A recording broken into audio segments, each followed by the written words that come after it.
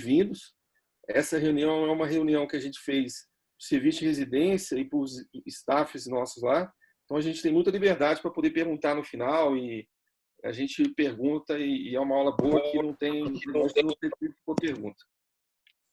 Arezzo, a palavra é sua. Felipe, quer falar alguma coisa? Não, só dizer que eu sou o chefe do serviço, né, daqui do Hospital Federal de Ipanema, e que é uma honra para a gente estar podendo fazer esse tipo de intercâmbio. Agradecer o Arezzo pelo convite e o Alcides aí pela oportunidade. Vamos agora ser brindado aí com a bela aula do Arezzo. Prazer. Felipe e Alcides são amigos de longa data, pessoas que a gente tem uma amizade, bom relacionamento profissional. É um prazer estar aqui. Sempre que eu for chamado, eu vou estar aqui com muito prazer. Curiosamente, essa coincidência de eu ter nascido justamente no hospital de base, aí torna para mim uma coisa até mais especial, né? Como o Alcides falou, eu vou dar essa aula aqui de tratamento clínico da doença arterial periférica, aterosclerótica, e aí eu queria que o pessoal participasse aí no final. Isso aí é uma reunião de residência bem aberta mesmo, para se discutir. Nessas horas, nesse tipo de reunião que a gente tem que discutir e participar para aprender, né? Bom, para quem não me conhece, eu sou clínico, eu sou angiologista, trabalho na unidade docente essencial do PEDERNEST, que é ligado à UERJ, que é a Universidade do Estado do Rio de Janeiro, e ao Serviço de Cirurgia Vascular. Eu sou clínico do Serviço de Cirurgia Vascular do Gafeguini, que é o Hospital da Universidade Federal do Estado do Rio de Janeiro, que é o UniRio. Bom, vamos lá. A estimativa é que hoje existem 202 milhões de portadores de doença arterial periférica aterosclerótica, tá, gente? Tem outras causas de doença arterial periférica, como está restrito nessa aula da doença aterosclerótica, senão ela fica muito extensa. Entre sintomáticos e assintomáticos. A prevalência de DAP tem um crescimento exponencial da idade, estima-se que 3 a 10% acima dos 60 anos tem uma DAP assintomática, e 20% até acima dos 80 anos. É uma doença muita prevalência justamente com o passar do tempo. E a doença sintomática, 3% no geral e 6% acima dos 60 anos. Apesar de todo o investimento feito na tentativa de abolição de tabagismo, campanhas muito fortes de fatores de risco, controle de pressão arterial, diabetes mellitus, tudo a gente vai ver mais à frente, a incidência da doença vai crescendo no mundo inteiro, especialmente nos países considerados terceiro mundo. Vários motivos explicam isso. O principal é o envelhecimento, né? A população fica cada vez mais velha, como a gente viu, o crescimento a partir dos 60, 70 anos é exponencial.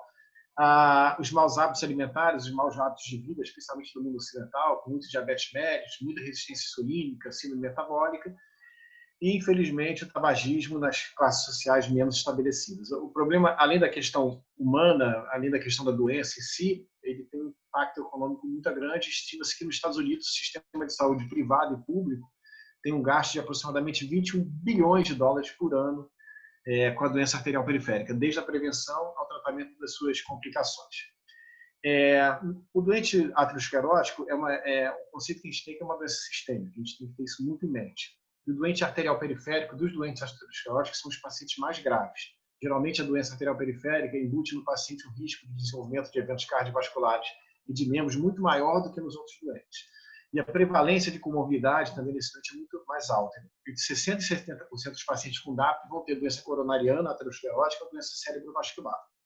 Só para vocês terem uma ideia, o coronariano é o contrário, só 25%, não que seja um número desprezível, mas só apenas 25% vão ter doenças em outros leitos arteriais. O doente arterial periférico tem uma doença mais disseminada, é o paciente dos ateroscleróticos o mais grave, é um critério de gravidade para esses pacientes. Como eu falei, por maior prevalência de comorbidade e por significar uma doença mais avançada, isso geralmente, o doente arterial periférico aterosclerótico tem aumento de agregação plaquetária, tem aumento de geração de trombina, com isso tem aumento de acidente de placa, e tem diminuição da atividade fibrinolítica, e com isso ele tem mais chance de ter eventos cardiovasculares maiores. A definição varia um pouco de trabalho para trabalho, mas de uma forma geral é IAM, morte e AVC isquêmico, que são os MACE, né? Major Adverse Cardiovascular Events.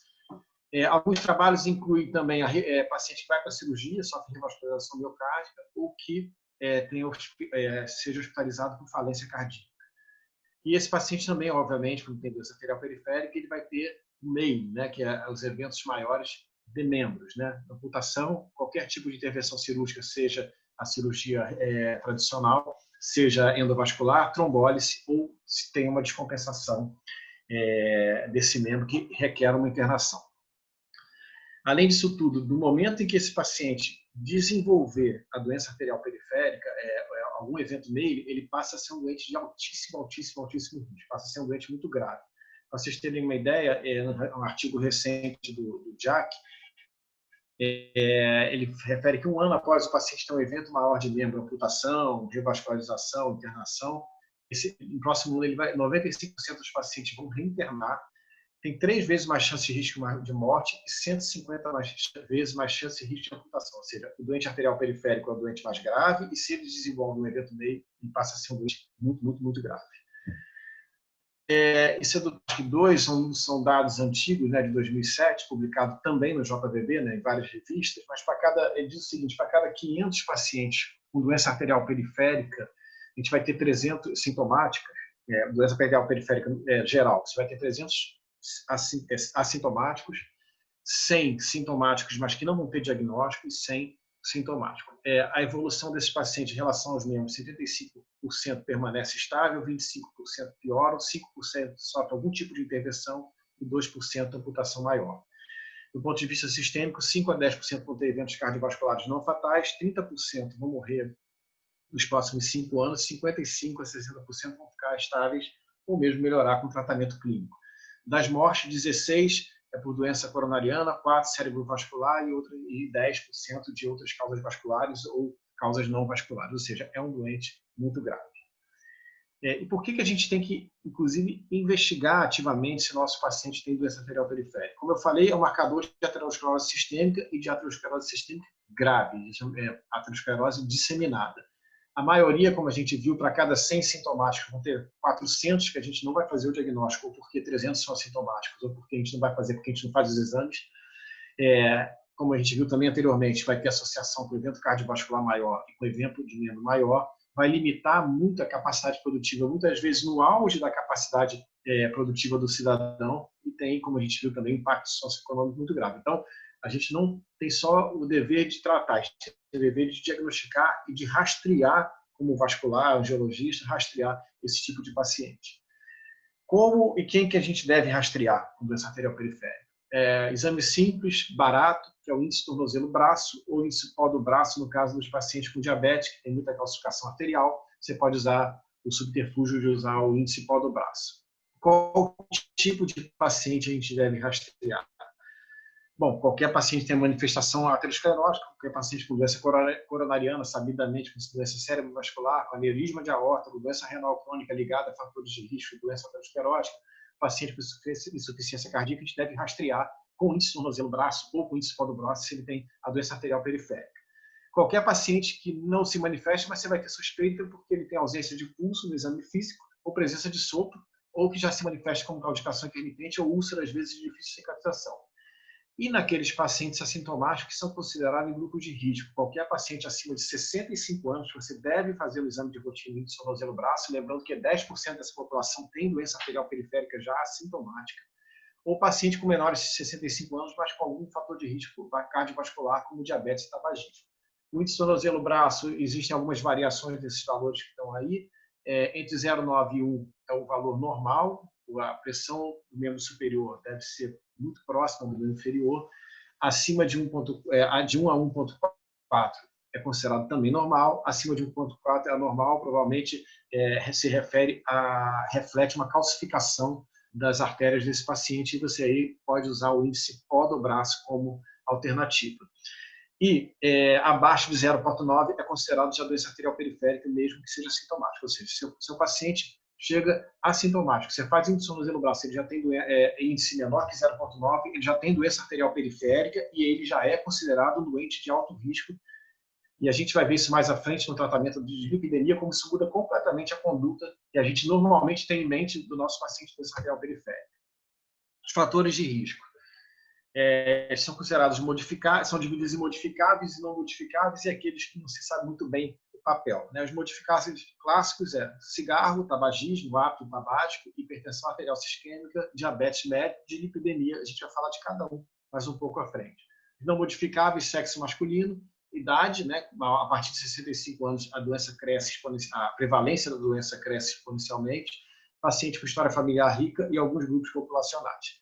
E outros que não se sabe muito bem têm relação com a doença arterial periférica, na verdade com a doença aterosclerótica de uma forma geral, como elevação do fibrinogênio, da homocisteína, do PCR, da interleucina, mas não se sabe muito bem o que fazer com isso. Então, os não modificáveis não há o que fazer, outros que estão aí a gente não sabe muito bem o papel, também não sabe muito bem como tratar, e os modificáveis é o foco da nossa atenção. Então, vamos lá, um por um. Cigarro. Não há discussão de cigarro. A meta é a abolição quanto antes melhor. O cigarro, de todos os fatores de risco citados, é o que tem relação mais direta com a doença arterial periférica, é o que tem relação mais direta com a gravidade da doença arterial periférica, e mais que isso, é o que tem relação mais direta com a gravidade da doença aterosclerótica sistêmica. O paciente, o tabagista, ele tem 3 vezes mais risco de ter doença arterial mais precoce do que o não tabagista. É o tipo de paciente que tem mais eventos cardiovasculares sistêmicos maiores. O hábito tabagista vai diminuir a distância de marcha, está ligado diretamente com a diminuição de distância de marcha, mesmo naquele paciente revascularizado, e ele pode diminuir o tempo de perviedade do seu procedimento cirúrgico. Não existe outra negociação. O paciente tem que ser educado a parar de fumar. Não existe aquilo de diminuir. Fumava um maço, agora estou fumando meio. Não. Vários estudos mostram alguns dados interessantes. Um deles é que o homem para mais fácil que a mulher, ele se mantém mais abstêmio do que a mulher, o sexo masculino, e consegue ficar mais abstêmio do que o sexo feminino. E o outro interessante é que normalmente as pessoas que param de fumar são aquelas que decidem literalmente de uma hora para outra. Pego o cigarro, hoje é meu último, fumo, jogo tudo fora e está resolvido. Aqueles que vão graduando a diminuição do cigarro, normalmente eles voltam graduando para cima também. Tá? Aí tem alguns dados interessantes aí. A taxa de cessação em 1 ano de alguns dos pacientes tabagistas, né? Se você não fizer nada com o seu paciente, a chance dele parar durante 1 ano de fumar contínuo é de 0,1%. Ou seja, se depender só dele, se o médico assistente não falar nada, ele tem só 0,1% dos pacientes. Ou seja, para cada 1.000, só 1 vai parar de fumar e ficar 1 ano pelo menos abstêmio.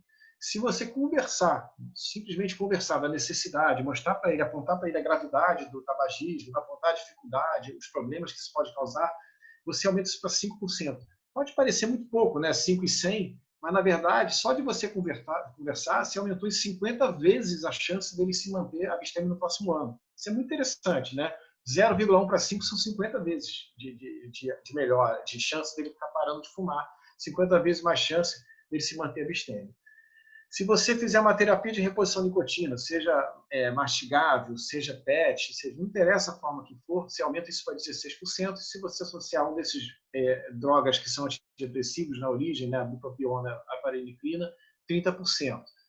Não vou entrar em detalhes assim muito grandes do tratamento, mas, ou seja, se você orientar e medicar o seu paciente, tomar isso um pouco para si, você pode fazer até que 30% parem de fumar pelo menos durante 1 ano. Isso é muita coisa, né? Você evita muito problema para ele.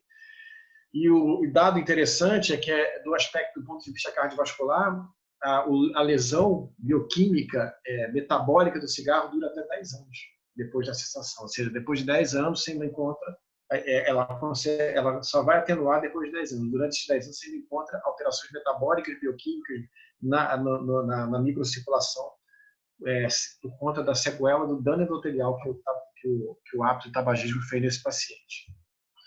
Hipertensão arterial é a segunda dos fatores de risco, é o segundo com maior relação, só perde para o tabagismo. A meta é a pressão sistólica menor que 140 e a diastólica menor que 90. Se o paciente for diabético renal crônico, você pode baixar um pouquinho a meta da diastólica para 85 milímetros de mercúrio. A hipertensão aumenta em 2,5 vezes o risco de doença arterial periférica no homem, e ela é mais danosa ainda para a mulher, aumenta em 3,9 vezes a chance das mulheres desenvolver. A primeira linha de tratamento, isso é muito fácil da gente manejar, se a gente quiser, é inibidor da ECA, bloqueador da renina, angiotensina e beta-bloqueadores, porque inclusive são drogas que têm impacto na mortalidade desse paciente. Além do efeito sistêmico, ela diminui a chance de morte cardiovascular do seu doente. A gente que é mais antigo, como eu e o Alcides, por exemplo, a gente tinha aquela história que a gente não podia usar beta-bloqueador, né, Alcides, no paciente de doença arterial periférica por chance de descompensação, por vasoespasmo e isquemia. Na verdade, você pode sim usar os benefícios cardiovasculares de um beta-bloqueador, que é uma droga, inclusive, muito barata. Eles são imensos. Você só não deve usar naquele paciente com isquemia, vamos dizer assim, próxima da crítica, né? Isquemia crítica com dor em repouso, com lesão. Aí esse paciente tem uma reserva arterial muito baixa, talvez aí sim você descompense com beta-bloqueador. Mas naquele com leve a moderado, doença arterial periférica leve a moderado, você pode usar com toda a segurança do mundo, porque você está tendo um benefício em relação à morte cardiovascular do seu paciente. Uma questão clássica de residência, e prova até para título de especialista, é naquele paciente com estenose de artéria renal bilateral, aterosclerótica com doença arterial da artéria renal bilateral, que você usa do inibidor da ECA, pode, inibindo o sistema renina-angiotensina, você pode fazer falência renal no seu paciente, né?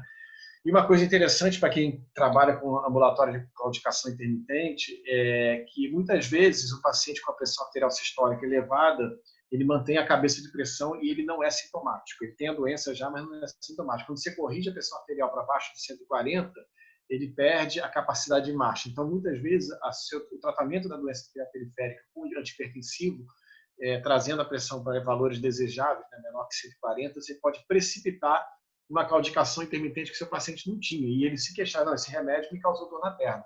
Mas, na verdade, não é isso. Esse remédio diminuiu a pressão arterial sistólica, é o que tem que ser feito, e com isso ele passou a ter mais dificuldade de executar sua marcha normal. Diabetes mellitus, a meta, vamos dizer assim, na média da hemoglobina glicada em torno de 7%, para alguns pacientes de alto risco 6,5%, para outros você tolera 8%, tá? Mas nunca mais que 8% e nunca menos que 6,5%. Tá? Então, eu botei 7%, que é a média. Tá? Tem muita variação disso aí também. O diabetes mellitus é o clássico, né? O paciente com DAP, diabético, ele tem muito mais risco de amputação, tem muito mais risco de ter uma doença precoce, uma doença difusa e fibropatelar. Padrão clássico do diabetes, né? Fora isso, esse paciente tem muita neuropatia e infecção, que aumenta a chance desse paciente, uma resposta pior à infecção local, né, do pé, que aumenta a chance dele sofrer algum tipo de amputação. Fora isso, como é uma doença distal e difusa, a revascularização muitas vezes é muito complexa e muito mais difícil de ser executada e muito mais fácil de entrar em falência no pós-operatório. Dislipidemia, por incrível que pareça, tem associação absolutamente confirmada com doença coronariana, mas com a doença arterial periférica não existe ainda vamos dizer, uma relação comprovadamente direta em vários estudos, inclusive grandes populacionais. Existe muita dúvida se a elevação do colesterol, do triglicerídeo ou de qualquer um do LDL ou HDL tem relação direta com a doença arterial periférica. Isso não conseguiu ser muito evidenciado aí. Tá? Mas, entretanto, como tem muita relação com doença cerebrovascular e coronariana e faz parte do tratamento do aterosclerótico, você tem que usar.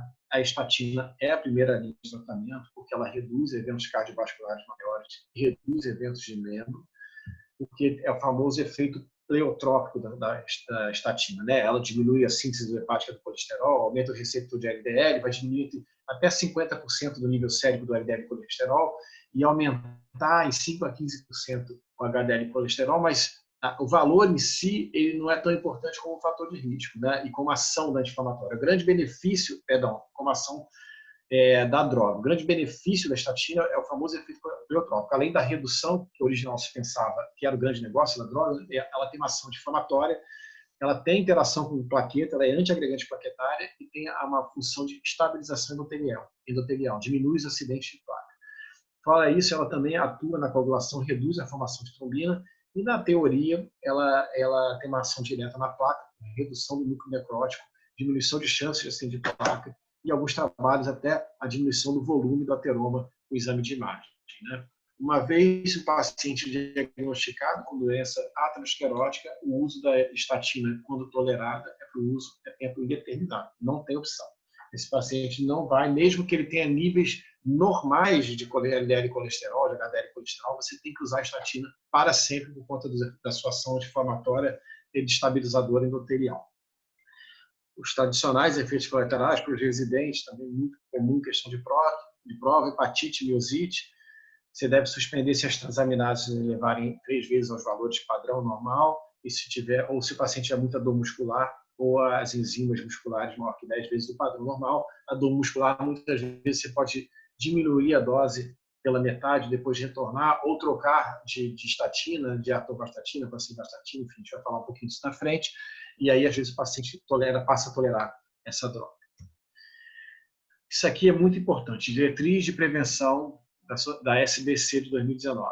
Olha lá, o nosso paciente que tiver com sintomas coronários, cerebrovascular ou vascular periférico, ou seja, paciente com DAP sintomática, ele é de risco muito alto. Não tem opção. Nosso doente doença arterial periférica, por aqueles dados que eu mostrei lá na frente da aula, lá no começo da aula, o sintomático ele é risco muito alto. A terapia tem que ser agressiva, muito mais agressiva do que a gente está habituado a fazer. Tá?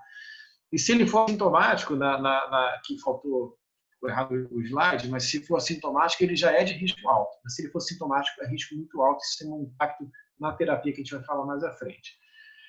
Olha os níveis que são sugeridos hoje no doente arterial periférico. Você tem paciente que tem claudicação intermitente, já teve amputação por causa isquêmica, ou já fez alguma revascularização, olha o nível de LDL que a gente tem que atingir, é menor que 50.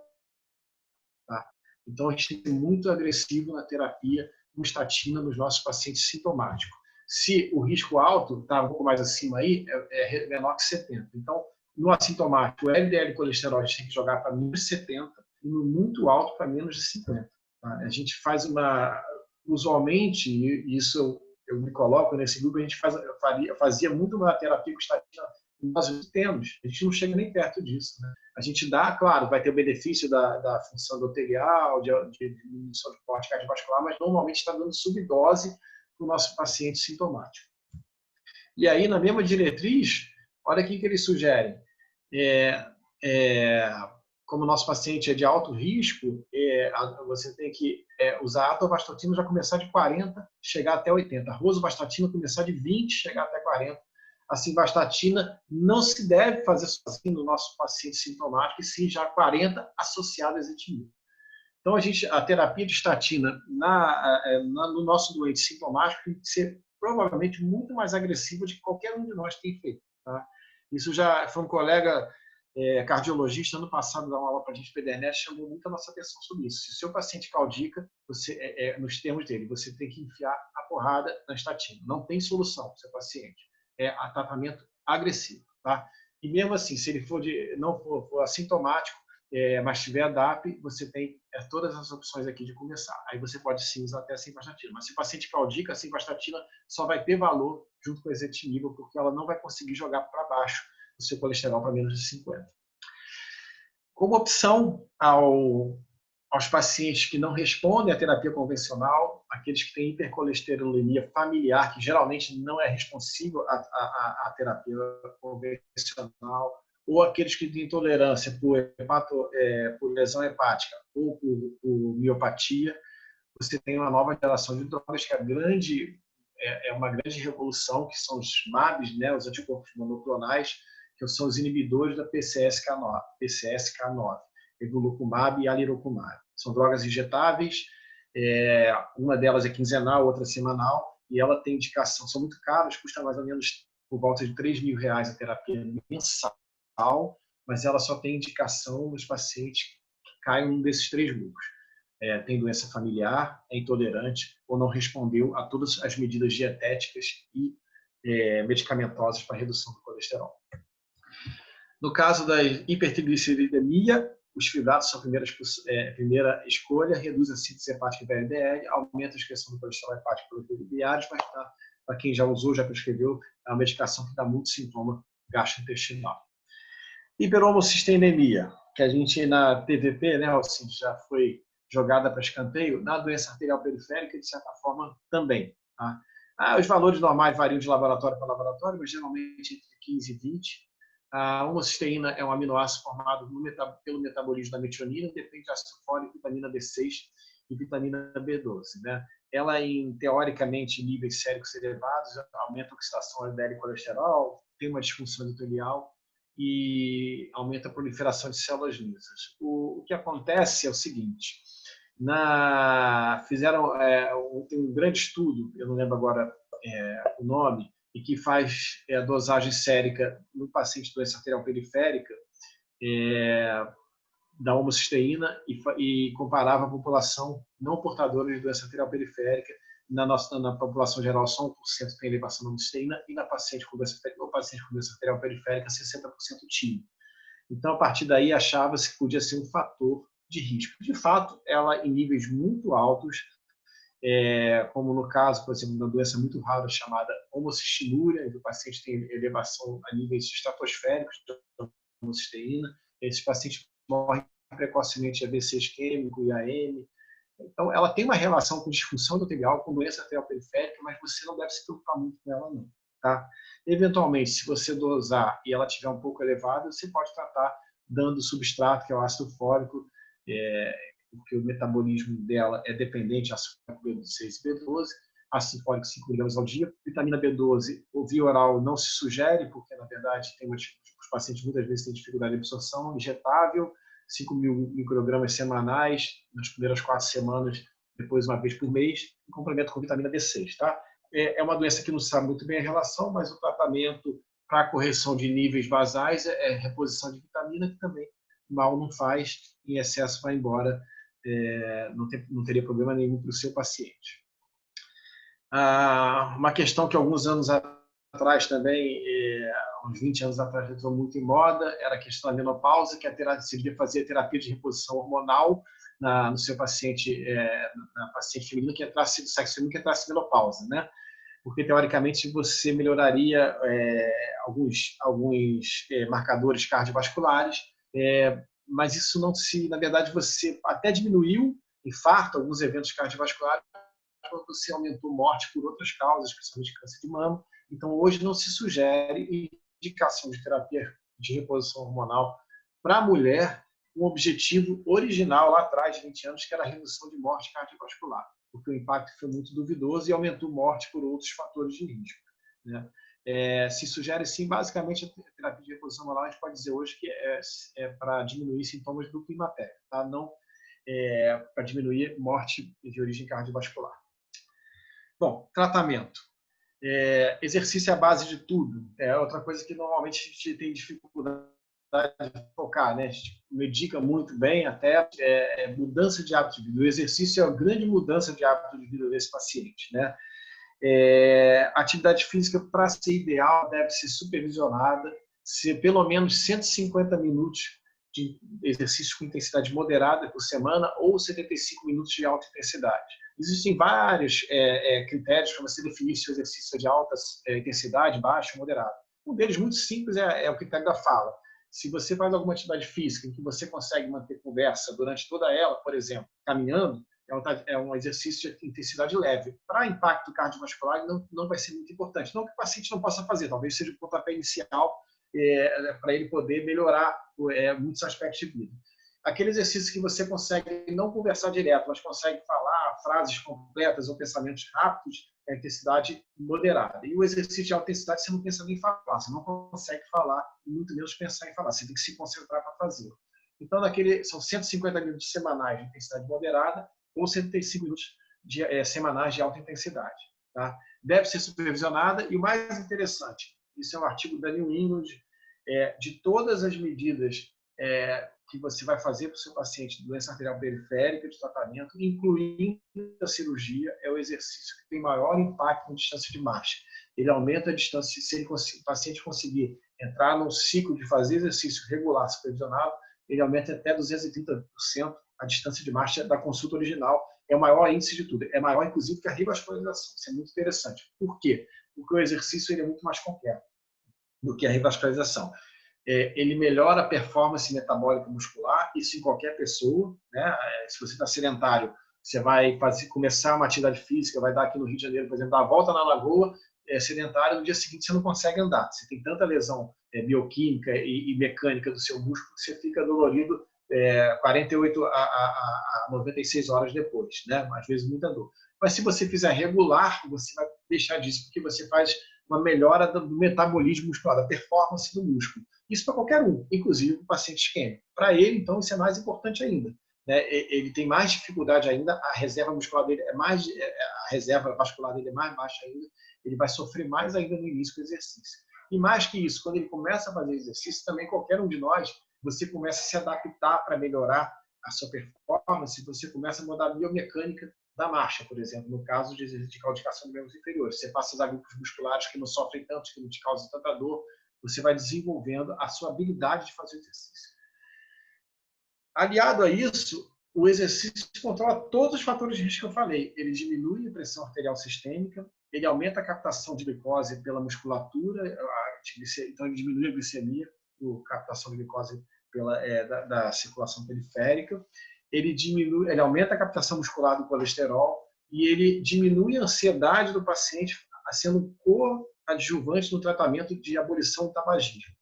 Fora isso tudo que eu falei, ele melhora a autoestima, porque geralmente o paciente passa a emagrecer. Junto com o exercício, ele vem num ciclo virtuoso, emagrece e passa a tolerar, inclusive, melhor a dor. Então, aquele cara que andava 50 metros e sentia muita dor, tinha baixa autoestima, porque não conseguia nem se movimentar, daqui a pouco está andando 250 metros, 300 metros, perdendo peso, diminuindo o consumo de remédio, diminuindo o cigarro, tendo menos dor, a autoestima dele aumenta muito, e com a autoestima aumentada você melhora a sua performance do exercício. Então, o exercício, de tudo que a gente vai falar aqui, é o mais completo de todos, não tem dúvida disso, é o centro do tratamento do nosso doente. Terapia medicamentosa, antiagregante, e hoje, mais recentemente, anticoagulante, vou falar especificamente do anticoagulante, tá? A terapia antiagregante é basicamente indicada aspirina ou clopidogrel. Na maioria das diretrizes hoje, sugere-se preferencialmente clopidogrel, porque no estudo chamado Estudo Capri, de 1996, que comparou o clopidogrel à aspirina, houve uma redução de 9% de eventos cardiovasculares maiores. Antigamente, o clopidogrel tinha uma restrição muito grande, que era financeira, né? Era muito caro. Hoje em dia, isso já não é muito diferente. Claro que a aspirina é muito mais barata. Então, se o seu paciente tem acesso a usar o clopidogrel, é preferencial no tratamento da doença arterial periférica, isso em várias diretrizes. Tá? E não se sabe muito bem o impacto da terapia antiagregante na doença arterial periférica.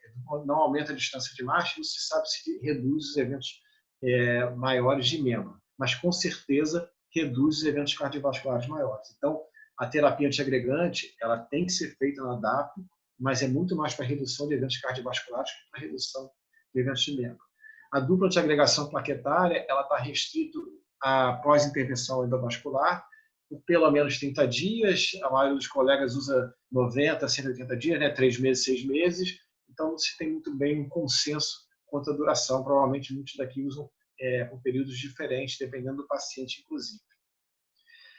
E, mais recentemente, são as duas grandes revoluções da doença arterial periférica. Um são os inibidores da PCSK9 na redução do colesterol, que são os anticorpos monoclonais, e a segunda grande revolução hoje é chamada dupla via de inibição, o uso de rivaroxabana, 2,5 miligramas 2 vezes ao dia, chamada dose vascular da rivaroxabana, associada à aspirina 100 miligramas na sua dose usual. A gente vai ver um pouco mais à frente que isso tem desfecho combinado favorável de eventos cardiovascular maior, de eventos de membros em relação ao sangramento maior.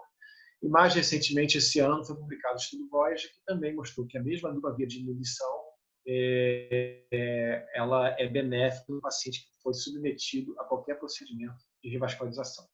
Aqui, rapidamente, para não demorar muito, o estudo Compass, em um estudo que avaliou 27.395 pacientes, um estudo de porte muito grande, robusto, que esses pacientes eram divididos em 3 braços. Aspirina, que é o tratamento padrão, 100 mg uma vez ao dia, rivaroxabana, 5 mg 2 vezes ao dia. Esse braço a gente nem fala porque ele não funcionou tão bem. E a dupla via de inibição que eu falei anteriormente, rivaroxabana 2,5 com aspirina 100 mg uma vez ao dia. Desses 27 mil pacientes, 7 mil tinham doença arterial periférica, 27% deles. Só um adendo, esse estudo foi interrompido antes da programação, que era de 36 meses, ele foi interrompido com mais ou menos 2 anos, 24 meses, porque o benefício no grupo da dupla via de inibição foi muito grande. Porque, resumindo tudo, ele reduziu 28% dos eventos cardiovasculares maiores no paciente com doença arterial periférica, No compasso geral, que com os 27 mil pacientes, uma redução de 26%. Tá? No doente ao periférico, especificamente, essa redução foi um pouco melhor, de 28%, porque é o paciente mais grave e que provavelmente se beneficia mais ainda dessa dupla via de inibição. E dos eventos cardiovasculares, o grande benefício foi em redução de 46% dos AVCs isquêmicos. Em relação aos eventos de membro, a redução de 46% dos eventos maiores de membro, amputação, revascularização maior ou internação por descompensação, e o que chama a atenção é a redução da amputação maior de 70%. Claro que no paciente que você oferece uma antiagregação aliada à anticoagulação, é esperado que aumente o sangramento, e de fato aumentou o sangramento 61%, incluindo sangramentos maiores e não maiores clinicamente relevantes, porém sem aumento no sangramento fatal ou sangramento em órgão crítico, especialmente no sistema nervoso central. Então, o estudo Compass, de fato, é uma grande revolução no tratamento do nosso paciente, ou seja, melhora o paciente com prognóstico cardiovascular, como a aspirina já melhorava, mas com essa associação você melhora o prognóstico do membro doente. Tá?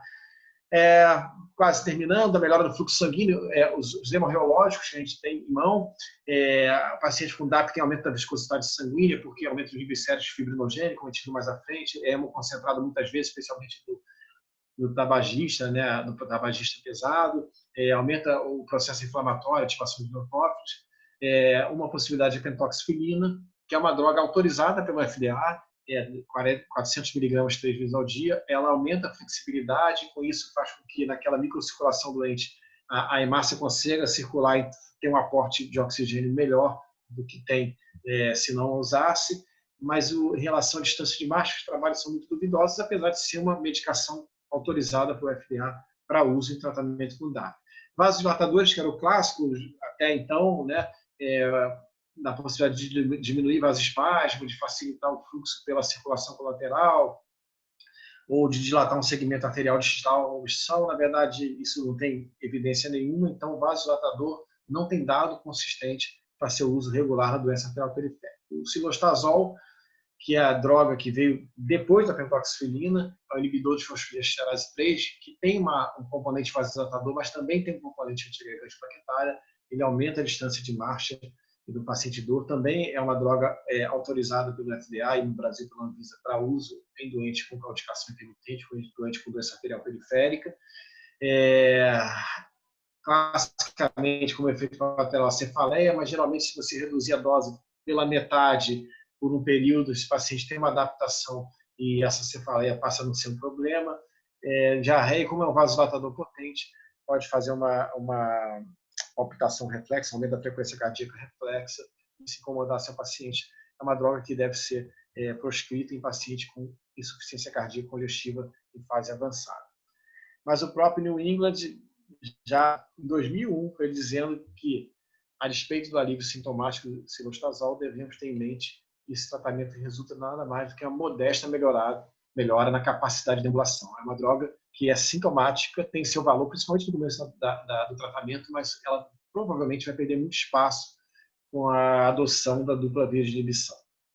Para finalizar, pessoal, qual a estratégia que a gente tem que montar? É ter um time vascular, na verdade. Não é restrito ao cardiologista, ao clínico geral, ao angiologista, ao cirurgia vascular, esse paciente. Na verdade, ele tem que ter médicos de várias especialidades acompanhando, orientação nutricional, que eu nem falei muito aqui, senão a aula vai ficar muito extensa, profissionais de educação física, que tem que ter atividade física supervisionada, que é o centro do tratamento dos pacientes, foco no controle de fator de risco, terapia antiagregante estatina, o combo do paciente com doença arterial periférica. Hoje, na verdade, a dupla via de inibição, o exercício, é o tratamento de todos os seus pacientes.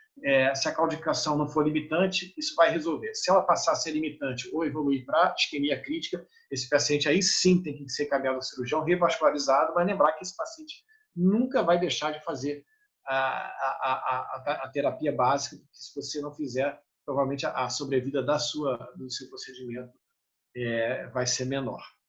Bom, obrigado. Estou aberto aqui à discussão. Obrigado ao Cid, Felipe. Passo a palavra para vocês. Então, cara, parabéns, excelente aula aí, como sempre, né? A Marisa fala muito bem e Eu, eu sempre pensei o seguinte: a gente faz consultório, a gente tem que estar sempre atualizando para a gente ter um bom discurso e até as teorias de consultório, porque a gente vai esquecendo, é muita coisa. Você falou um monte de coisa aí que eu não vou te falar que nem que eu esqueci, talvez eu nunca soube algumas coisas aí.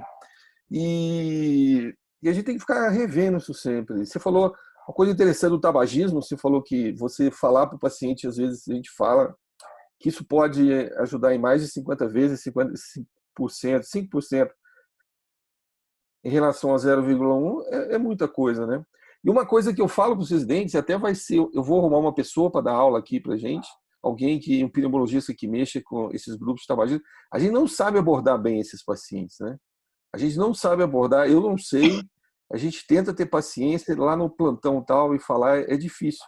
Então, a gente tem que ver a melhor maneira de abordar esses pacientes até para saber encaminhar eles, né? É um grupo muito profissional. Aqui no Rio, normalmente quem cuida dos ambulatórios antitabagista são pneumologistas. Aí, como você falou, provavelmente também, né? Em alguns lugares são os próprios cardiologistas. Então, é um grupo muito profissional. Encaminhar a um colega que trabalhe com isso. Na verdade, quem trabalha com a abolição do tabagismo geralmente trabalha só com isso, né? Porque é muito trabalho. Então, mas eu acho que a gente tinha que aprender com eles um discurso melhor de abordar ali, de falar. Para a gente, pelo menos, começar isso, fazer eles chegarem nesse grupo. Só mais uma coisa que eu queria te perguntar. Você acha que ainda tem papel para pentoxifilina? Você usa ainda pentoxifilina? O que você acha? Muito pouco, né? Porque, assim... Mas você acha que tem algum caso, alguma situação especial assim que cabe? Eu vou te falar que sabe quando eu uso muito a pentoxifilina em vasculite lipedóide e em atrofia branca, não na doença arterial periférica tradicional, a gente ainda usa a pentoxifilina nisso. Porque o cilostazol, na verdade, ele é mais eficiente do ponto de vista de sintoma, né, que é a indicação intermitente. O cilostazol é muito mais eficiente que a pentoxifilina. E aqui no Rio, hoje em dia, você tem até dificuldade de achar em farmácia a pentoxifilina. Não sei em Brasília, mas você tem até dificuldade de achar. Antigamente achava-se fácil, hoje em dia é difícil. Eu acho que o cilostazol substituiu a pentoxifilina em boa parte dos pacientes. E outra coisa interessante, Alcide, que pouca gente lembra, é que a pentoxifilina tem endovenosa, né? Você pode fazer venosa, tem também. Tem alguns pacientes críticos, o pessoal, na minha época, usava. Pés críticos assim, o pessoal fazia a pentoxifilina, mesma posologia, 400 miligramas, 3 vezes ao dia, endovenosa. Mas eu uso muito pouco hoje em dia, tá? Quando eu uso alguma coisa, ainda é o cilostazol. Eu tenho uma... O pessoal acha, às vezes, que eu implico com o cilostazol. Não é que eu implique, na verdade, esse paciente é multimedicamentoso, geralmente diabético, hipertenso, já tem que usar antiagregante plaquetário. E se for gastar dinheiro com alguma coisa, eu prefiro hoje que ele gaste dinheiro, por exemplo, com a dupla via de inibição. Tem muito mais impacto na vida dele, sobrevida dele, na qualidade de vida, do que a própria cilostazol, né? E quando a gente, muitas vezes, usa o cilostazol, ele vira bengala desse paciente para a indicação intermitente, quando é muito mais importante ele focar na atividade física. Eu acho que o grande avanço que a gente pode fazer não é nem no tabagismo, é na educação, da necessidade da educação física, da atividade física regular. Cara. Isso é o grande passo que a gente tem que dar com esse paciente, aprender a estimular ele de alguma forma a fazer isso. Né? Posso fazer um comentário? Fala aí, Felipe. Primeiro, parabenizar o Areias, né? Sempre as aulas dele são brilhantes. Realmente pegou o tema de A a Z sem retoque. Faltou falar um pouquinho de dieta, né? Mas mas eu tenho algumas ponderações. Eu acho que é muito importante esses pontos que você toca, porque a maioria das residências, nossa residência, da residência de cirurgia geral, a gente muitas vezes vai com essa cabeça de cirurgia, operar, e a gente esquece que o nosso paciente começa no consultório, né? Então a gente tem que tratar bem ele no consultório, que eu acho que é o primeiro passo da gente tratar adequadamente os nossos pacientes. E aí, eu vou falar umas coisas meio práticas do dia a dia, saber a tua opinião, Areias, que você tem uma vivência grande com isso. A primeira coisa é com relação ao tabagismo. É muito legal os dados que você trouxe, né, de o quantos pacientes revertem e realmente param, quantos não param, a importância da gente fazer um discurso bem feito na questão da interrupção do tabagismo. Mas eu te pergunto, assim, muitas vezes a gente entende que a terapia com medicação seria ótima para esse paciente parar de fumar. Só que a gente tem uma dificuldade enorme de encaminhar para um profissional que faça isso, da gente dar seguimento a esse tratamento. E aí eu te pergunto, eu tenho uma dúvida, um drama de consciência que eu sofro. Será que não era a gente que tinha que fazer esse tratamento medicamentoso? Não é a gente que tinha que começar a estudar isso e começar para os nossos pacientes, já que esse é um fator tão importante, que tem um impacto tão grande na vida desses pacientes? Então, Felipe, E te falo isso que hoje eu ainda não faço, mas é o meu próximo passo, Arezzo. Eu vou começar a tratar esses pacientes com a política medicamentosa. Eu acho que se você não tem alguém para referenciar, por exemplo, lá no PDNS tinha um colega pneumo que tinha um ambulatório de tabagismo. Então, para a gente era fácil. Eu frequentei um pouquinho na época, aprendi um básico com ele, aprendi a começar. Inclusive, essas drogas você começa com o paciente ainda fumando, né? A terapia inicia, você usa o comprimido, ele está fumando ainda, depois que ele vai parar. Um desmame, você né? tem os efeitos. Fazer um certo desmame. O que eu acho legal naqueles dados é que assim, o simples fato de você conversar, você aumenta a chance dele 50 vezes. É muita coisa, né? Cara, você tem que parar de fumar. Uma conversa, no artigo fala assim, uma conversa rápida, não é uma conversa de massacre ideológico nele, não. É uma conversa rápida. Você parou de fumar? Você pergunta, mostra preocupação, você aumenta 50 vezes a chance de ficar um ano sem fumar. É muita coisa. Ainda é um índice muito baixo. Se você fizer terapia de reposição de nicotina, isso é muito fácil, cara. Esse é muito fácil. Você vai para 16%. Se você usar os antidepressivos, vai para 30%. Aqui o problema é que esses antidepressivos têm efeitos colaterais, aí você tem que ganhar uma certa mão na droga, quando reduzir, quando aumentar, tudo. Eu fiz uma época, mas eu confesso que nos hospitais que eu trabalho, como tem ambulatório, para isso eu acabo encaminhando, porque muita gente que a gente atende, a gente tem que se resolver o básico e a gente acaba...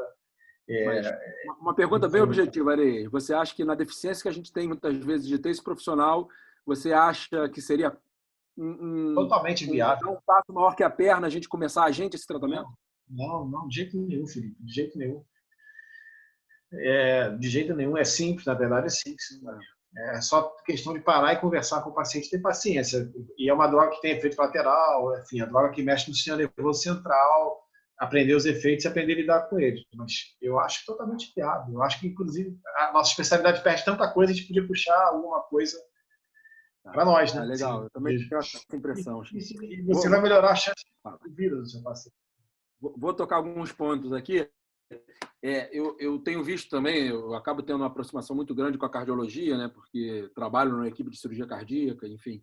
E realmente é bem contundente essa questão de cada vez mais baixar as doses, os níveis alvo de LDL.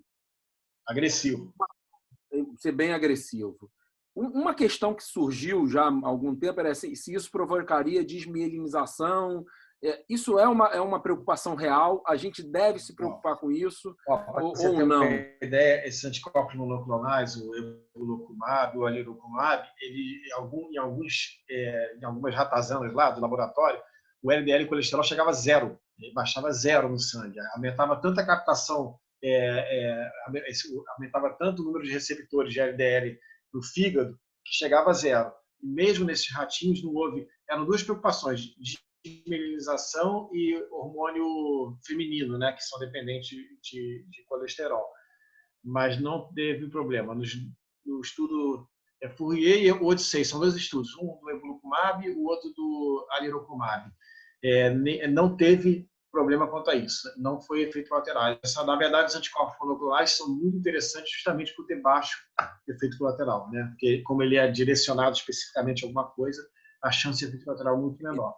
O problema é uma droga muito cara. No sistema público do Rio de Janeiro, hoje, você não consegue prescrever. Se você quiser, você vai ter que caminhar para o Instituto de Laranjeiras ou para alguma outra que tem. São só 2 hospitais que você pode prescrever isso. E no privado custa em torno de R$3.000, R$3.500 por mês, que é muito caro, né? No paciente que já usa R$1.000 de medicação. Então, mas eu, assim, bem objetivo, Arezzo, eu posso dizer que eu não preciso ter essa preocupação com relação à desmielinização? Zero. Vou colocar alguns pontos assim que eu tenho dúvida no meu dia a dia, tá? Mas eu acho que está aberto para todo mundo perguntar, né, Alcides? Concorda? Você pode perguntar. Eu pedi para o Arezzo dar uma olhada no bate-papo ali, que tem algumas perguntas ali também. Não vi. Aí pode perguntar. Pergunta uma, ele responde uma. Eu vou botar aqui, dar uma de advogado diabo. Não, bom, eu acho que a gente usar um adendo, né, que que com relação ao uso do Xarelto, né? A gente viu os estudos do Compass, agora o Voyager, que saiu em abril, cada vez mais falando da vantagem de você usar o Xarelto. Só que não fica claro, eu acho que talvez tenha faltado um estudo, porque a gente sabe que a dupla antiagregação plaquetária funciona muito bem no pós-operatório dos pacientes. Hoje era o padrão ouro até bem pouco tempo. Então, acho que só um comentário que eu acho que a gente não tem ainda, faltou um estudo comparativo, né, que comparasse talvez o Xarelto e o AS versus o AS e o clopidogrel. E a pergunta que fica, assim, eu acho que não é muito para a vivência do Areias, mas com base nesses estudos, será que a gente estaria à vontade para trocar numa pós-angioplastia com stent, trocar a velha e boa dupla antiagregação plaquetária com AS e clopidogrel por o que a gente está vendo nesses estudos, que a gente pode dizer que são iniciais ainda, né? Mostrando o Xarelto com a AS. Felipe, a resposta que eu vou dar vale até para a cardiologia, que é a seguinte: na verdade, você faz a dupla de agregação, pode ser procedimento. Quando você terminar, 3, 6 meses, você faz quanto tempo normalmente? Em média, assim. 6 meses a 1 ano. Aí você passa para a dupla via de inibição. Entendi. Entendeu? É a regra que o pessoal tem usado. Talvez o que isso vai levar a um encurtamento da dupla de agregação. Mas essa é uma regra de bom senso, né, Areias? Porque a gente ainda não tem um dado forte. Lógico. Sim, tá legal. Boa. E por último, eu juro que eu não falo mais.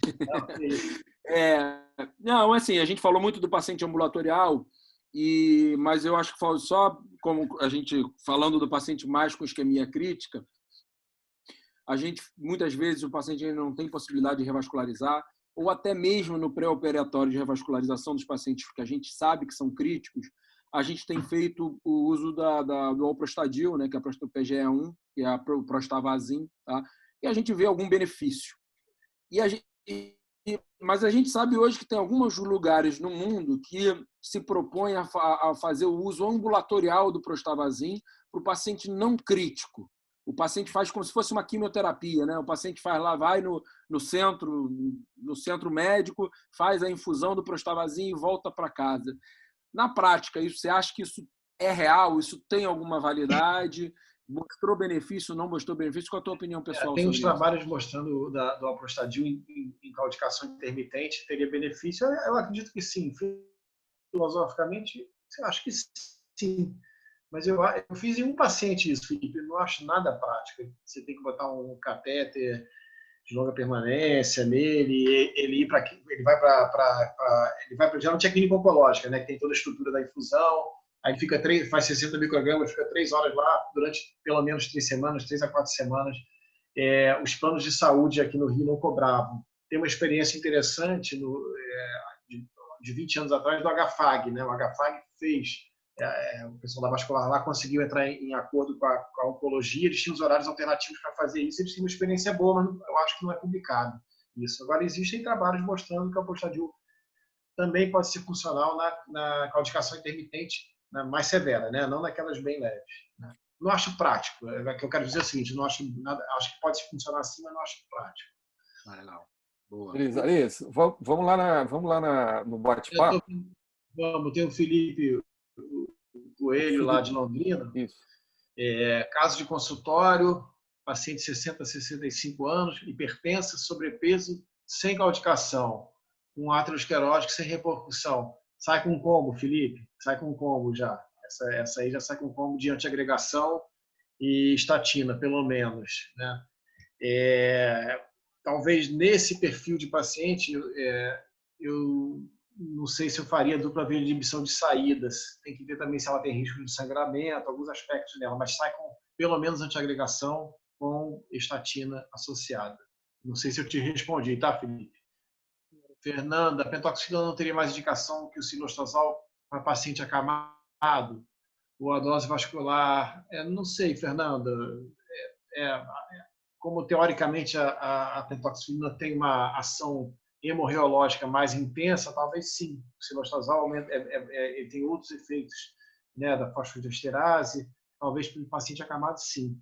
Ou a dose vascular da riba com a S seria superior a todas as opções. Posso te interromper? Só falando um pouquinho da pentoxifilina, dar o meu depoimento de experiência pessoal.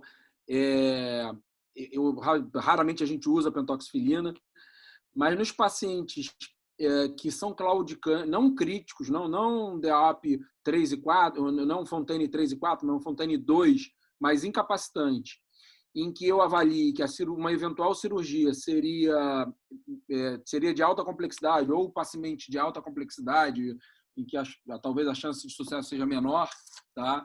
E que o uso de cilostazol a gente não tenha tido benefício muito grande, eu tenho associado, já há muito tempo eu faço isso, de associar pentoxifilina com o cilostazol. Faz bastante. E vou dizer que eu percebo alguma melhora.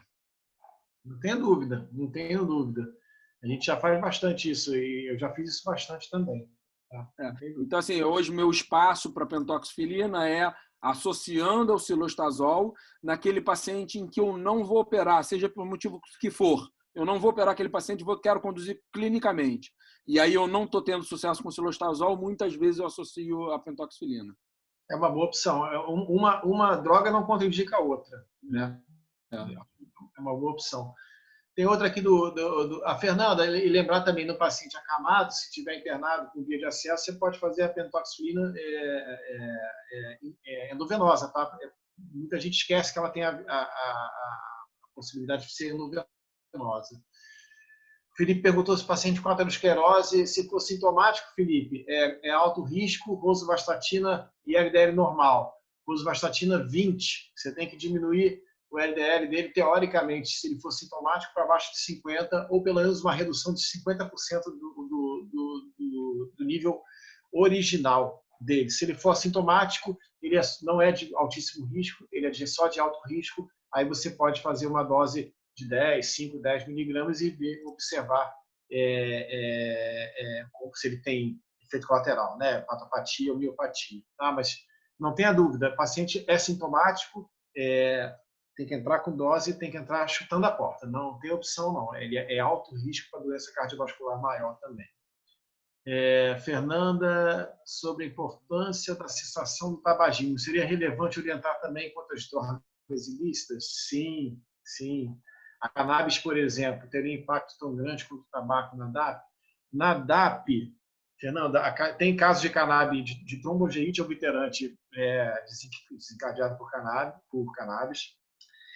Na DAP, em algumas populações, na Jamaica, que é usado inclusive com caráter religioso, né, que eles fumam muito cannabis, né, fumam o dia inteiro, regular. O que acontece?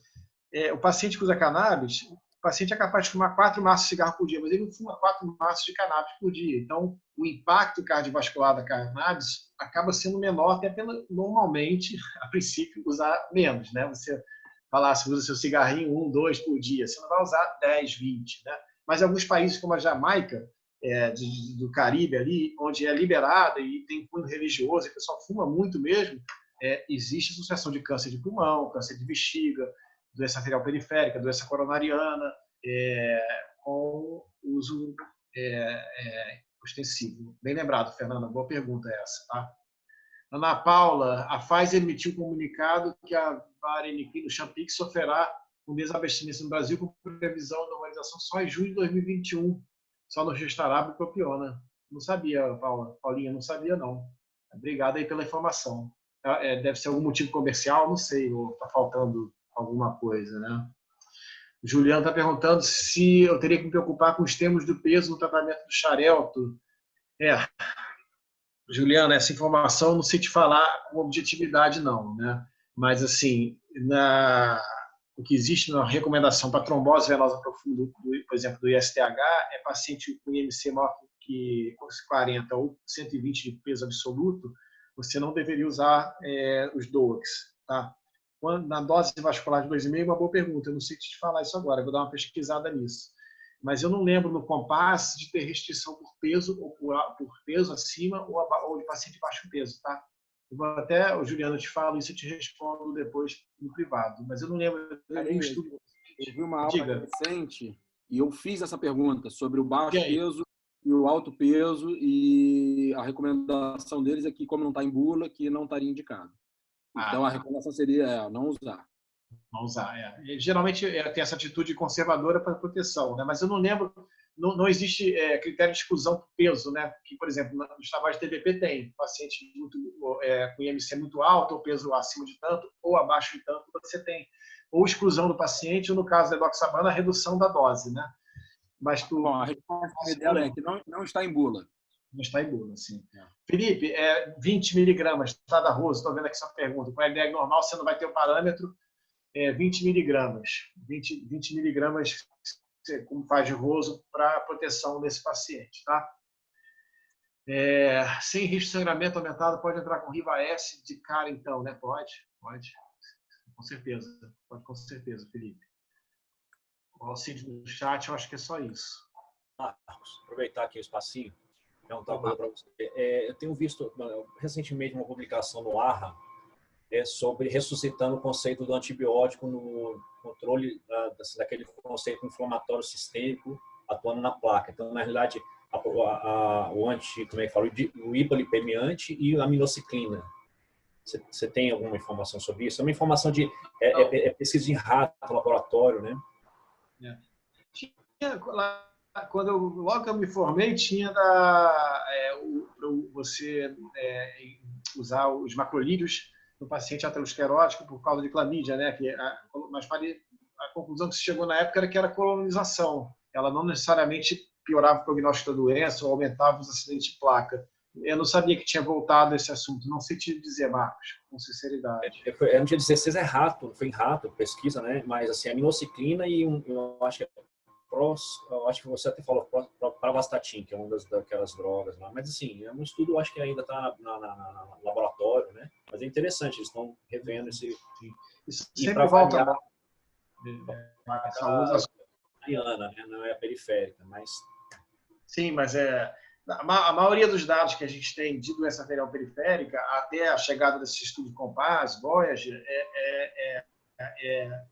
é conclusão de doença coronariana, e a gente traz para a nossa área, né? Estudos para doença arterial periférica geralmente são poucos, com critérios menos robustos, com menos pacientes, com objetivos muito diferentes, você não consegue fazer meta-análise tão interessante. Mas agora com o Compass é um estudo com 27 mil pacientes, 7 mil com doença arterial periférica. A gente começa a ter dados da nossa especialidade com mais ênfase, né?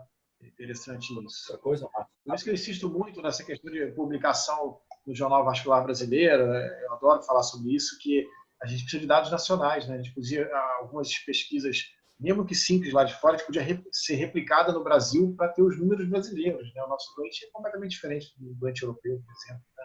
E na doença aterosclerótica existe sim perfil populacional de risco mais baixo para doença de risco mais alto, né? Enfim. Uma coisa interessante que você citou aí assim, a gente observa o seguinte, a pessoa que chega no nosso laboratório, no nosso consultório com a doença aterosclerótica, ele já passou mais ou menos 20 anos da vida dele ou fumando ou outras coisas, não praticando atividade física, né? Não tendo uma cultura alimentar e de respeito a medicações, né? São muitas vezes preciso, quando ele tem acesso, né, ao consultório médico. Então é uma pessoa em geral desregrada. E você convencer essa pessoa doente agora no seu consultório a se regrar, quer dizer, a entrar numa metodologia, isso é uma coisa muito difícil. Eu imagino que todo mundo aqui deve ter conhecimento bons e ruins nessa situação. Eu estou cada vez mais convencido que o centro de tudo é a atividade física regular, né? Desde que ele possa fazer. Às vezes também é um paciente muito idoso, já é amputado, e vão sempre existir limitações, mas ele deve fazer algum tipo de adaptar a atividade física. Eu tenho algumas histórias interessantes de pacientes obesos que tinham compulsão por comida e trocaram essa compulsão da comida ou do cigarro pela compulsão do esporte. Tem alguns exemplos assim, inclusive um colega médico que ele tinha 30 e poucos anos e era bem gordinho, teve uma dor torácica, não era nada, mas ele teve tanto susto que ele falou assim, cara, não quero se infartar isso, não quero ter. Ele hoje é maratonista. Ele trocou compulsão por alimentação e compulsão à atividade física. E aí eu acho que cabe no trabalho, às vezes, uma terapia do psicólogo com a gente para ajudar. A gente pode funcionar como um psicólogo meia boca, né? A gente não tem, a nossa formação não é de psicoterapia. A gente não tem técnica para convencer. O que a gente pode usar é bom senso e vamos dizer assim, o seu charme pessoal, a sua poder de convencimento em prol do paciente. Mas eu indico, e esses pessoal, por exemplo, o pessoal que trabalha com sensação de tabagismo, eles têm uma equipe psicoterapia associada. Eles trabalham em equipe, time, porque aumenta ainda mais a chance de abstinência desse paciente, né? Mas, às vezes, ele pode trocar a compulsão que ele tem por comida, por cigarro, uma compulsão por atividade física, né? Muitas vezes a personalidade dele é compulsiva, só que você tem que usar a compulsão para o bem. É isso. Mas eu estou cada vez vencido. O pessoal de Botucatu, Marconi e o Rodrigo Gibim, eles estão trabalhando meio pesado nessa questão da atividade física, da doença arterial periférica. Eles estão até querendo fazer uma pós-graduação nisso, estão montando um curso de pós-graduação. Eles são muito ligados ao ensino, né? E aí, às vezes, eu converso com eles, tem uns dados muito bacanas assim, para o doente arterial periférico, muito legais, assim, muito interessante. E a cardiologia já tem isso há muito tempo, né? Tem reabilitação cardíaca, o paciente faz revascularização miocárdica, seja cirúrgica, seja por colocação de stent.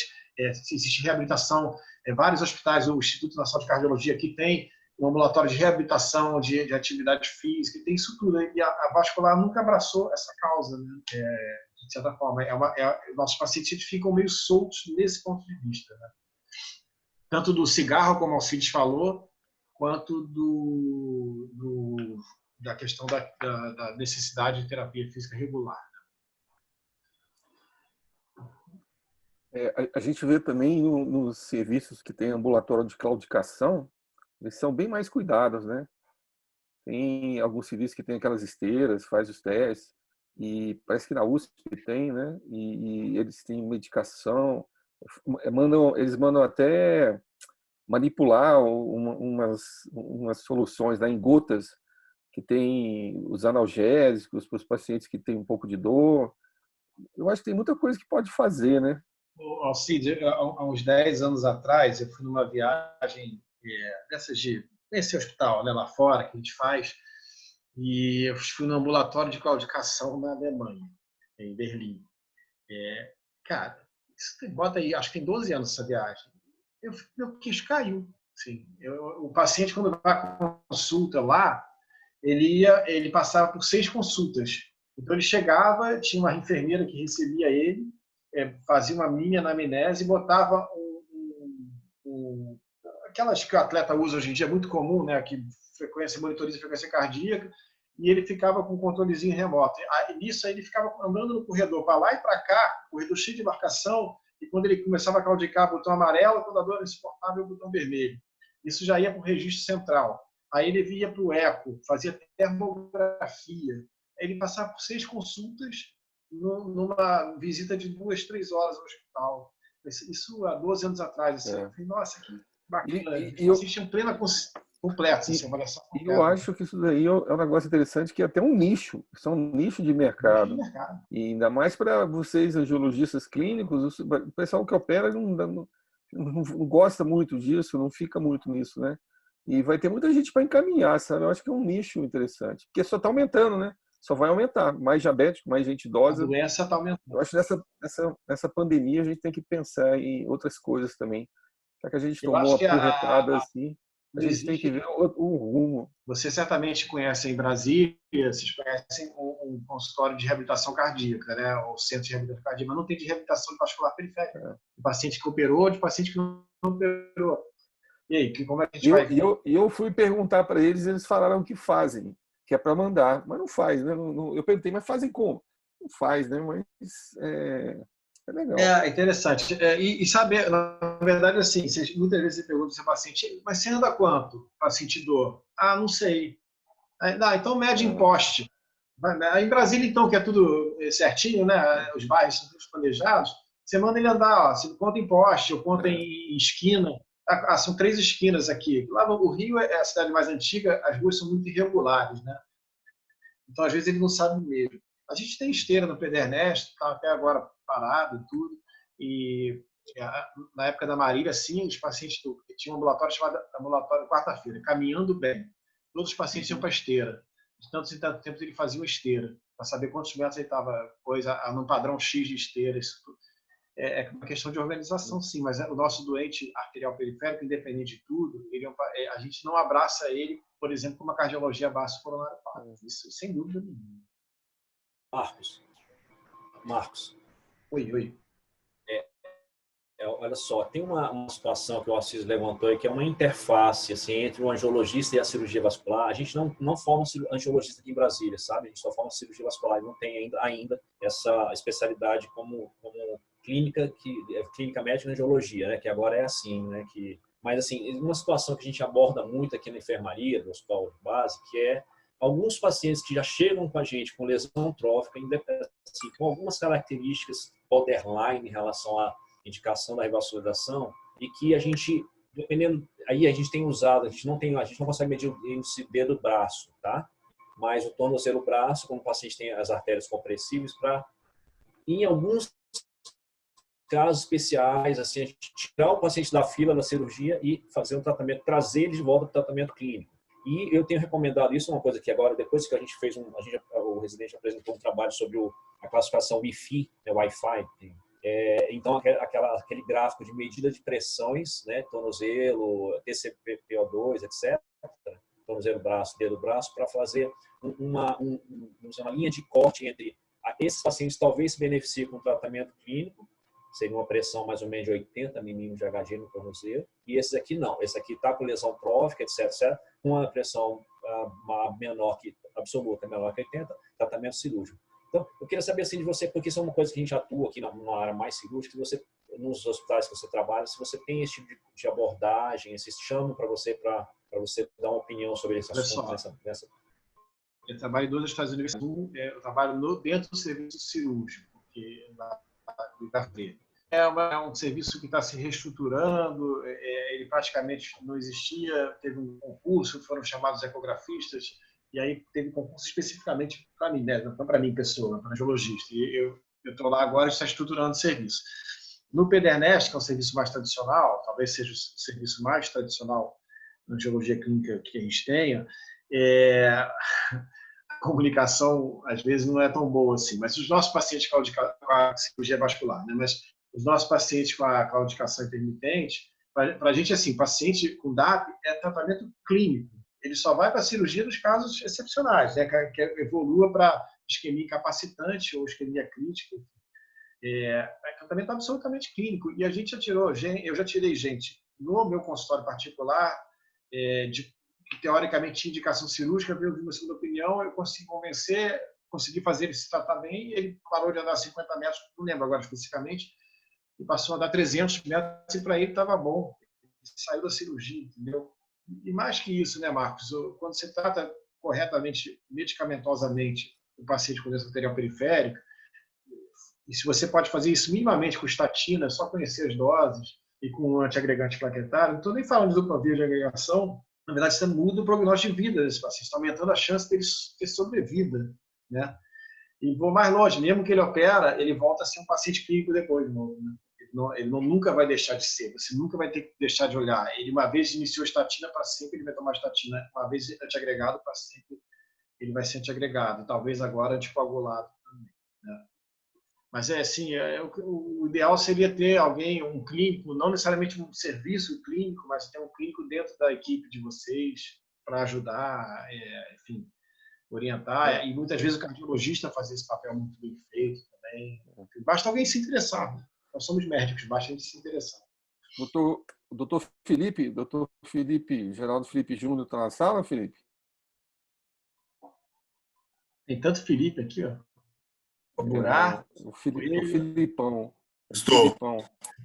Então, o doutor Felipe foi ele aposentou agora recente, era uma das pessoas lá no hospital de base que sempre ensinou a gente e chamava atenção para esse tratamento clínico, e já deu aula para a gente, porque muita cirurgia lá e você não sempre lembrava a gente, chamava atenção da aula. Você quer comentar alguma coisa, Felipe?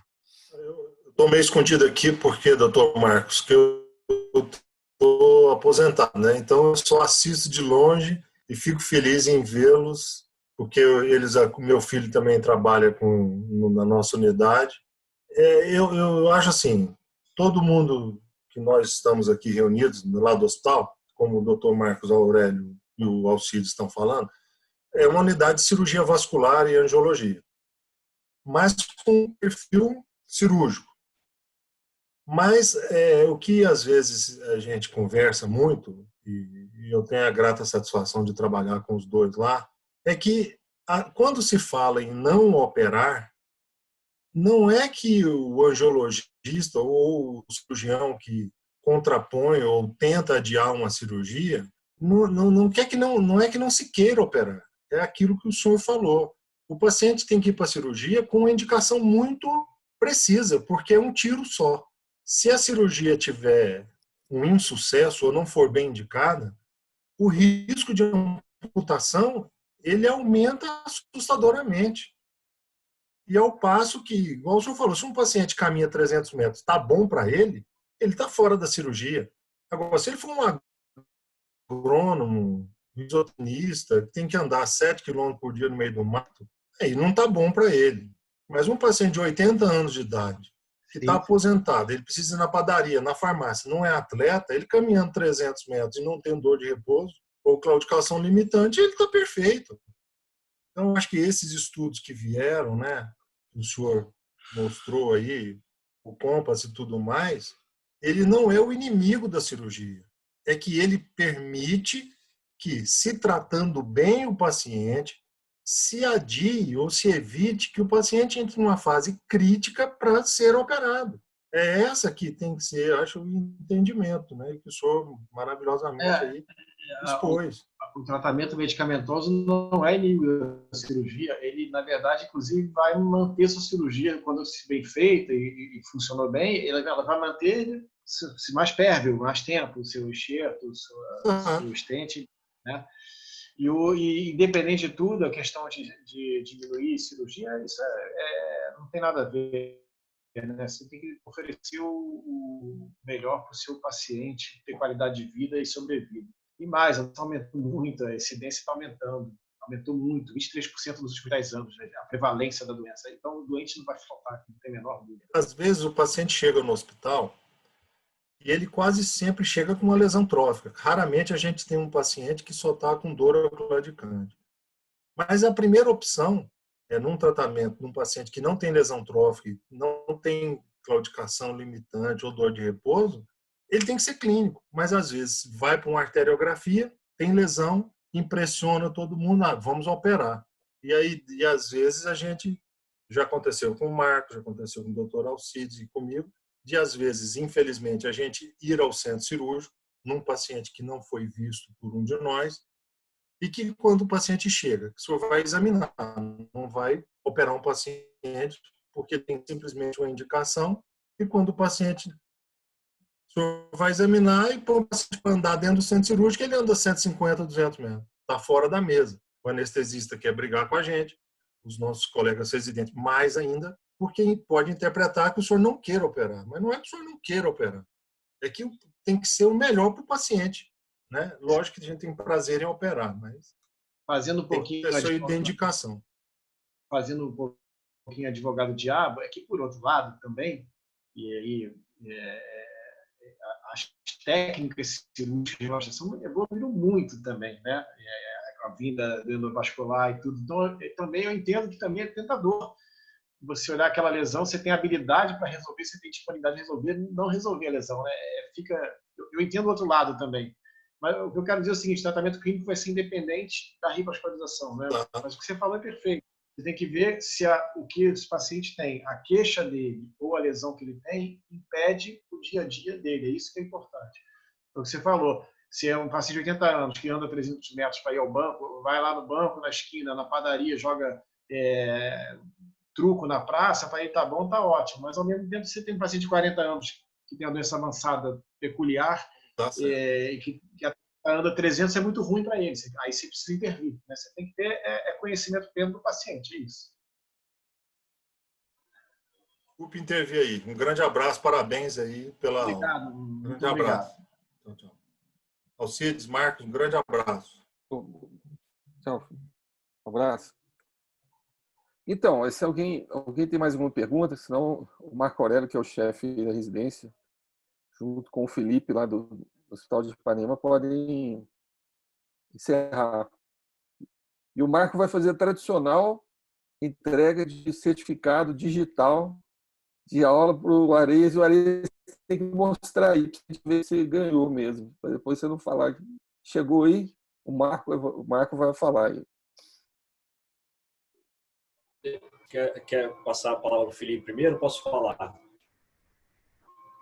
Tá. Olha só, Marcos, tem uma coisa que a gente já observou, que você já, né, já é a segunda vez que a gente conversa, né, em palestra, e essa coisa do gentílico, né, você nasceu em Brasília, você tem aqui a sua casa, a impressão que dá que você está em casa aqui com a gente, né, então é isso, a gente está muito bacana essa relação aí, né, do serviço, a gente tem tido também uma participação de colegas de outros estados da federação. Isso é uma coisa muito bacana, acho que isso é um legado aí da pandemia, por incrível que pareça, isso aí é uma coisa que acho que chegou para acrescentar nossas vidas, né? Aqui em casa, tomando uma aguinha aqui, uma boa, né? E escutando você uma palestra muito bacana, muito clara, muito limpa, muito honesta, né? Então, queria te parabenizar o Felipe, a todo o pessoal aí do Hospital de Ipanema e tal, e agradecer, e aí o Alcides falou, né? Tá aí encaminhando para você o certificado, tá bom? É o mínimo, né? Que a gente pode, né? Falar. Obrigado mesmo. Obrigado a vocês. E é muito coincidência mesmo, né? A gente, por acaso, né? Fui conhecer o Alcides e aí estou dando aula no hospital que eu nasci, né? As coisas às vezes não são por acaso, não, né? Então, quem sabe? Eu queria agradecer muito o Ares. O Ares é um amigo da gente, é um amigo já de longa data. E é importante a gente frisar, né, que a gente está no meio de cirurgião vascular e o Ares é um clínico nesse meio, né? E eu tenho muita convicção de que as residências de angiologia deveriam ser mais estimuladas, porque esse lado clínico da nossa especialidade talvez devesse, obviamente que a gente faz isso no nosso dia a dia, mas a gente ter a referência de alguém que faça só isso no dia a dia seria bastante interessante, tá? Acho que o Ares tocou em pontos aqui na aula que são de fundamental importância na nossa prática. A gente está cheio de residente aí assistindo a aula e eu acho que só vem engrandecer a formação do pessoal. Queria muito agradecer a oportunidade aí do pessoal do Hospital de Base. Queria dizer que o Hospital Federal de Ipanema está de portas abertas. Nós somos um serviço pequeno que está crescendo dia a dia e que a gente está com um espírito bastante parecido. A gente faz uma reunião semanal e sempre convidando alguém para dar uma aula. Então, também fica o convite para que toda vez que vocês quiserem participar das nossas reuniões. Realmente obrigado pela oportunidade. Bom, pessoal, Alcides, só falar, agradecer a você mais uma vez. Alcides e Felipe são dois amigos queridos e que a gente tem relação profissional. O Felipe eu conheci aqui no Rio. A gente foi até da mesma faculdade. A gente não se conheceu na faculdade, mas acabou que o Felipe de residência lá no Arno, e eu já trabalhava com o Arno na época, e enfim, foi um dos residentes que eu tive mais afinidade sempre. Então, é sempre um prazer a gente ter relação profissional. Inclusive, o Alcides foi um amigo aí que a vida trombótica me deu, né, Alcides? A gente foi se conhecendo e fazendo uma relação bacana. Eu fico muito feliz de participar mesmo. Eu gosto muito dessa coincidência de ser Brasília, de ser do Hospital de Base. Eu acho mal barato isso. Estou à disposição. Se vocês quiserem, me chamem, eu estou aqui para a gente discutir. Eu acho muito bacana, inclusive, essa relação de dois serviços diferentes participarem da mesma reunião. Beleza. Então tá bom, gente. Boa noite.